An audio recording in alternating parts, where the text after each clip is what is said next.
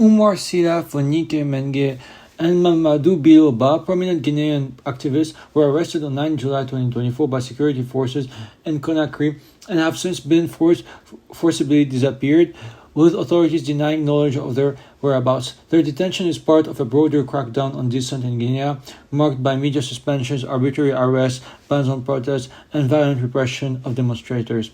Amnesty International is urging the Guinean authorities to immediately disclose their fate and, if they are detained, to release them unconditionally.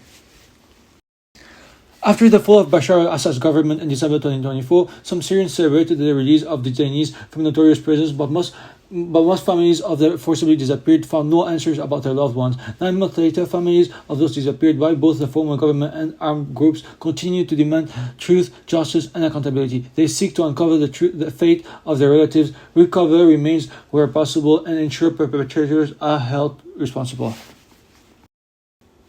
Amnesty International welcomed the Central African Republic's ratification of the Maputo Protocol as a vital step toward protecting women's and girls' rights, including from gender-based violence, early marriage, and female genital mutilation. However, it stressed that the authorities must now ensure full implementation by adopting strong laws, improving justice systems, and supporting survivors, and tackling harmful social norms, particularly in rural areas. Amnesty also urged Niger and Chad to ratify the protocol without delay, noting that 61% of Central African girls are still married before 18 and 22% have undergone genital mutilation.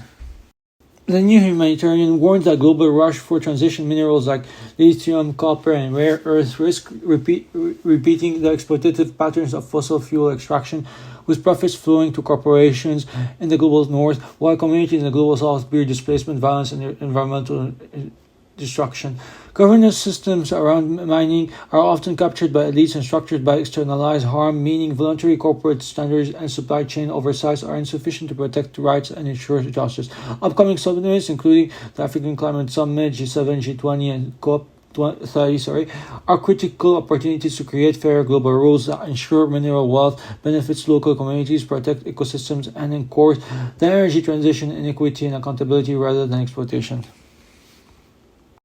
U.S. Secretary General Antonio Guterres condemned the unprecedented level of death, destruction, and famine in Gaza, warning that Israel's military escalation and strikes on civilians, hospitals, and journalists may amount to serious violations of international law. He stressed that Israel, as an occupying power, has clear obligations to provide food, water, medicine, and humanitarian access in line with binding international courts of justice measures.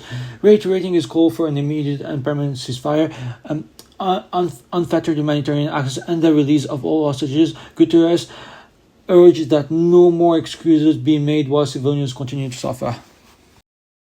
He also called for an immediate ceasefire in and around Al Fasher, Sudan, where civilians have endured over 500 days of brutal fighting between the Rapid Support Forces RSF and Sudanese Armed Forces SAF. He condemned the relentless shelling incursions into displacement camps and summary executions, warning of grave violations of international humanitarian and human rights law, including ethnically motivated abuses. Guterres urged protections of civilians, safe passage of those wishing to leave, and unhindered delivery of humanitarian aid, while his envoy continues efforts to push for an inclusive political process.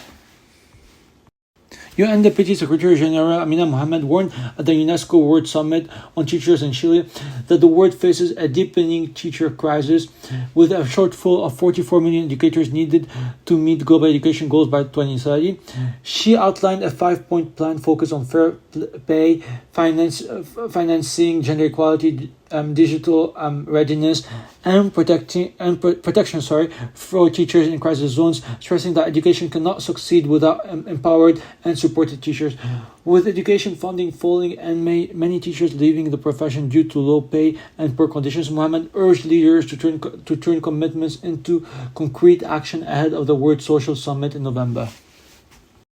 The UN raised alarm over Iran's surge in executions, with at least 841 people put to death this year, disproportionately targeting minorities and migrants, and urged the government to impose a moratorium on capital punishment. Secretary General Antonio Guterres also warned against the threat of renewed nuclear testing, calling it playing with fire, and urging states to ratify the Comprehensive Nuclear Test Ban Treaty. Meanwhile, Burkina Faso declared the resident and humanitarian coordinator persona non grata, Almud Guterres, regretted while reaffirming the UN's commitment to support the Burkinabe people. A senior UN official warned that large-scale Russian airstrike on Ukraine, which killed at least 23 people, including 4 children in Kiev, threatened to derail recent diplomatic momentum toward peace. July saw the highest monthly civilian casualties since May 2022, and the UN expressed concern over worsening humanitarian conditions as Ukraine enters its fourth winter of war. While welcoming recent peace talks and prisoner exchanges, the UN urged urgent de-escalation and a full ceasefire to protect the collapse of ongoing diplomatic efforts.